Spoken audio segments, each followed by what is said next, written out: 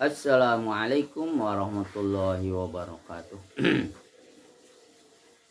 Alhamdulillahirrabbilalamin. Wassalatu wassalamu ala syarafil anbiya mursalin wa ala alihi wa sahbihi ajma'in, amma ba'd. Qala Allah ta'ala fi kitabihil karim, a'udzu billahi minasyaitonir rajim. Bismillahirrahmanirrahim. Laqad kana lakum fi rasulillahi uswatun hasanah liman kana yarjullaha wal yawmal akhir wa dzakarallaha katsiran. Puji dan syukur marilah kita panjatkan kepada Allah Subhanahu wa taala. Shalawat serta salam semoga senantiasa terlimpah pada junjungan kita Nabi besar Muhammad sallallahu alaihi wasallam. Alhamdulillah, pada hari ini kita sudah memasuki tanggal 1 bulan Rabiul Awal. Kalau kata kita bulan Maulud. Bulan Rabiul Awal adalah bulan bersejarah lahirnya junjungan kita Nabi besar Muhammad sallallahu alaihi wasallam. Maka ketika kita masuk kepada bulan Rabiul Awal, kita harus merasa gembira, merasa senang, bisa mengenang kembali, membuka kembali riwayat perjalanan kehidupan baginda Rasulullah Sallallahu Alaihi Wasallam. Kita tidak akan bosan-bosan membuka sejarah kelahiran Rasul dari mulai dilahirkan sampai beliau wafat. Maka semua yang terjadi pada kehidupan Rasulullah Sallallahu Alaihi Wasallam adalah ibar, durus, pelajaran bagi kita untuk kita beriktidak. Beriktidak artinya mencontoh minimal pada kehidupan kita. Maka kita tidak akan bosan-bosan menelaah, mempelajari pribadi Rasulullah Sallallahu Alaihi Wasallam. Dari mulai lahirnya, ketika bayinya, ketika anak-anak, ketika remaja, ketika dewasa, ketika sudah berumah tangga, perjuangannya, dakwahnya, dan kehidupan sosialnya. Begitu sangat banyak sekali teladan-teladan bagi kita. Maka memang itu sudah dicetak oleh Allah Subhanahu wa taala bahwa pribadi Rasulullah SAW adalah pribadi yang paling baik, paling sempurna untuk dituruti, diteladani oleh umat-umatnya. Allah Subhanahu wa taala berfirman di dalam Al-Qur'an surat Al-Ahzab ayat 21. A'udzu billahi minasyaitonir rajim. Laqad kana lakum fi Rasulillahi uswatun hasanah liman kana yarjullaha wal yaumal akhir wa dzakarallaha katsiran. Sudah ada bagi kamu pada diri Rasulullah SAW teladan yang baik. Maka ketika kita membuka sejarah Rasulullah SAW, kita akan tahu bagaimana ketika lahir beliau, ketika anak-anak, ketika remaja, ketika dewasa, dan lain sebagainya. Siti Aminah sebagai ibunya Rasulullah SAW mengandung beliau tanpa beban, tanpa terasa. Tidak seperti ibu-ibu yang hamil, banyak masalah, banyak hal-hal yang terasa di dalam. Tapi Siti Aminah tidak merasakan apa-apa. Maka ketika lahir tanggal 12 Rabiul Awal, hari Senin, yang disebut tahun gajah, lahirlah seorang junjunan Rasulullah Shallallahu Alaihi Wasallam. Maka pada waktu itu Nabi Muhammad yang bayi disusui oleh ibunya hanya 3 hari. Kemudian setelah 3 hari, tradisi di negara Arab, di Mekah, itu bayi-bayi tidak disusui oleh ibunya, tapi diambil oleh ibu-ibu dari pedalaman atau dari kampung. Nah, ketika itu waktu lahir Rasulullah SAW, datang 10 ibu-ibu dari kampung ke kota Mekah untuk mencari bayi-bayi dengan harapan mendapat imbalan upah dari orang tuanya. Yang 10 itu termasuk Siti Halimah As-Sa'diyah. Maka semua mencari bayi-bayi yang akan dibawa ke kampungnya masing-masing.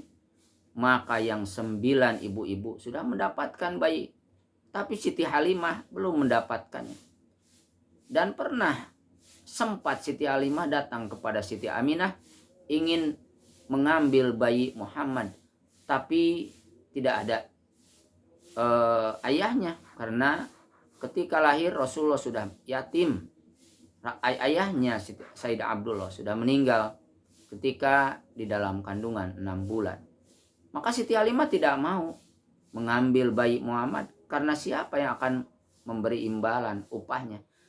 Akhirnya mencari ke sana kemari. Yang 9 ibu-ibu itu sudah berangkat, sudah pulang, mereka sudah mendapatkan bayi-bayi. Tapi Siti Halimah ke sana kemari mencari bayi, tetapi tidak mendapatkannya. Akhirnya dia berpikir, daripada pulang tangan hampa, ya tidak apa-apa, bayi Muhammad yang tidak ada ayahnya saya akan ambil. Datang lagi Siti Halimah kepada Siti Aminah. Kemudian dibawa ke kampung As-Sa'diyah.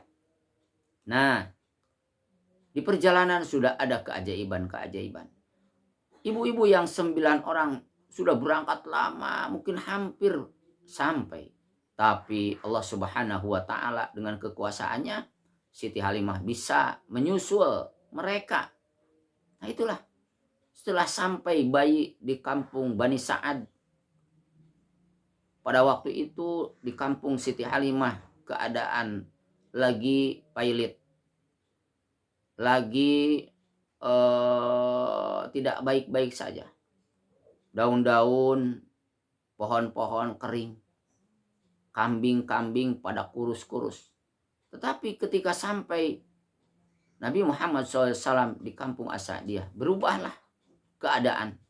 Yang tadinya daun-daun kering, perang, kuning, berubah menjadi hijau, lebat.